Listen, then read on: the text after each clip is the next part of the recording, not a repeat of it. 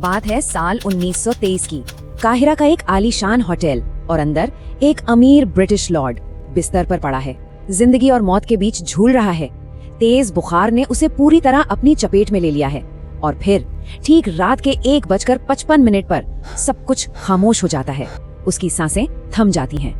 और ये कोई मामूली चेतावनी नहीं थी। नहीं, ये तो सीधे सीधे मौत का पैगाम था, जो कहते हैं कि एक 3000 साल पुराने मकबरे के दरवाजे पर लिखा मिला था। एक ऐसा पैगाम जिसने पूरी दुनिया में खौफ की एक लहर दौड़ा दी। जिस पल लॉर्ड कार्नावान की मौत हुई, ठीक उसी पल दो और हैरान करने वाली घटनाएं घटी। एक तरफ पूरा काहिरा शहर अचानक घने अंधेरे में डूब गया और दूसरी तरफ हजारों मील दूर इंग्लैंड में उनकी प्यारी पालतू कुतिया सूजी ने भी दम तोड़ दिया। ये 3 घटनाएं एक साथ एक ही समय पर, और इन्हीं से जन्म हुआ उस किंवदंती का जिसे आज हम जानते हैं मम्मी का अभिशाप। पर सवाल ये है कि ये सब शुरू कहाँ से हुआ। इस अभिशाप की जड़ें कार्नारवॉन की मौत से भी कई महीने पहले की एक ऐसी खोज में थीं जिसने पूरी दुनिया में तहलका मचा दिया था। और इस कहानी का जो मेन कैरेक्टर था वो था एक पुरातत्वविद हॉवर्ड कार्टर। जरा सोचिए, 15 साल की जी तोड़ मेहनत, आज के हिसाब से देखें तो करीब 60 करोड़ रुपए पानी की तरह बहा दिए गए थे। और अब कार्टर को जो फंडिंग दे रहे थे लॉर्ड कार्नावान, उनका सब्र भी जवाब दे चुका था। उन्होंने साफ कह दिया था, भाई ये आखिरी मौका है, या तो कुछ खोज कर निकालो या फिर बोरिया बिस्तर बांधो। और फिर 4 नवंबर 1922 वो दिन आया जिसने सब कुछ बदल दिया। खुदाई के दौरान अचानक चट्टान में कटी एक सीढ़ी मिली, उम्मीद की एक किरण, और जैसे जैसे मलबा हटा एक पूरी की पूरी सीढ़ी सामने आ गई और उसके आखिर में था एक सील बंद दरवाजा, और उस दरवाजे पर एक नाम लिखा था, एक ऐसा नाम जो इतिहास बदलने वाला था, तूतनखामुन। कार्टर ने कांपते हुए हाथों से दरवाजे में एक छोटा सा छेद किया। अंदर से जो गर्म हवा का झोंका आया वो जैसे 3000 साल पुराने रहस्य की कहानी कह रहा था। और फिर जब उन्होंने अंदर झांका तो जो दिखा वो किसी सपने से कम नहीं था। एक पूरा का पूरा मकबरा जिसे 3000 सालों से किसी ने छुआ तक नहीं था।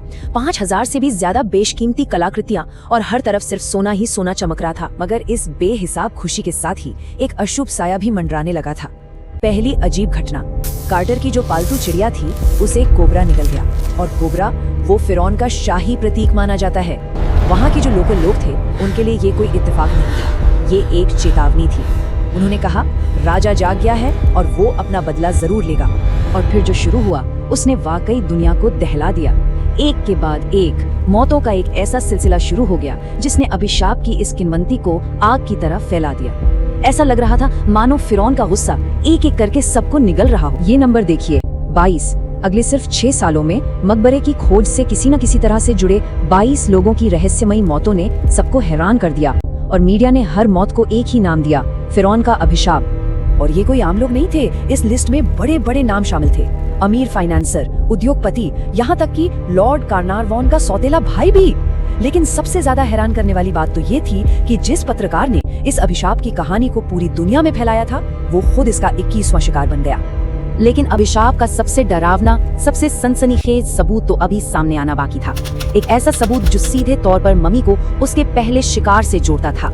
जब हजारों साल बाद तूतनखामुन की मम्मी की जांच की गई तो कुछ ऐसा मिला जिसने सबके होश उड़ा दिए। मम्मी के बाएं गाल पर ठीक उसी जगह एक निशान मिला जहां लॉर्ड कार्नारवॉन को मच्छर ने काटा था। क्या ये महज एक इत्तेफाक था या कुछ और?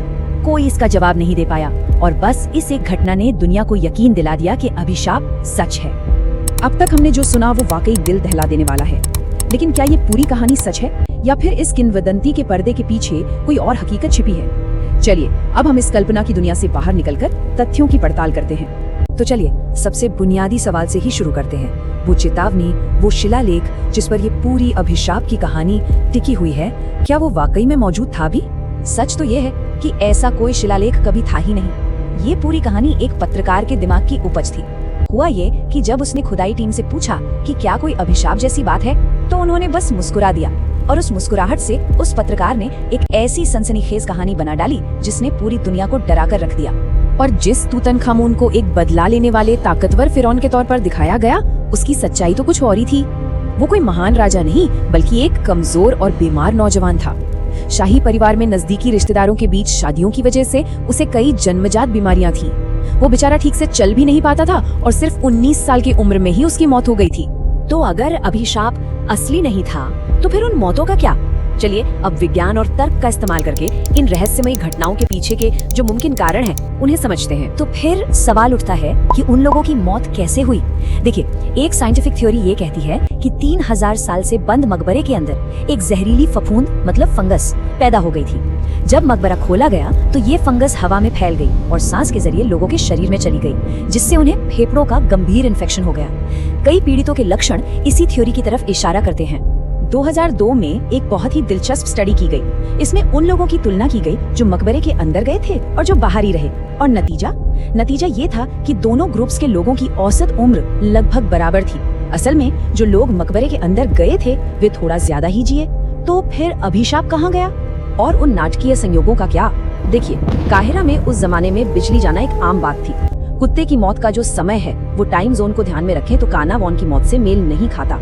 और रही बात लॉर्ड कार्नावॉन की, तो वो पहले से ही बहुत बीमार थे। 1923 में जब पेनिसिलिन नहीं थी तो एक मच्छर का काटना भी जानलेवा साबित हो सकता था। लेकिन अभिशाप की थ्योरी के खिलाफ सबसे बड़ा सबूत मौतें नहीं बल्कि वो लोग हैं जो जिंदा रहे। अगर अभिशाप सच होता तो उसका पहला शिकार तो हॉवर्ड कार्टर को होना चाहिए था, लेकिन वो खोज के 16 साल बाद तक जिंदा रहे। लेडी एवलिन, जो मकबरे में दाखिल होने वाली पहली महिलाओं में से थी, वो 78 साल की उम्र तक जिंदा रही। और जिस डॉक्टर ने मम्मी की ऑटोप्सी की थी वो तो 87 साल तक जिए। जब तक हॉवर्ड कार्टर जिंदा रहे, लोग उनसे इस अभिशाप के बारे में पूछते रहते थे और उनका जवाब हमेशा एक ही होता था, जो इस पूरी कहानी का सार है, मैं तो अभी भी जिंदा हूँ। तो अंत में ये सवाल उठता है, प्राचीन मिस्र के लोग मानते थे कि इंसान की असली मौत तब होती है जब उसका नाम भुला दिया जाता है। तूतनखामुन का नाम तो इतिहास से लगभग मिटा ही दिया गया था। तो क्या ये एक विडंबना नहीं है कि मीडिया की बनाई एक झूठी अभिशाप की कहानी ने ही उसे दुनिया का सबसे प्रसिद्ध फिरौन बना दिया और उसे वो अमरता दे दी जो शायद वो हमेशा से चाहता था?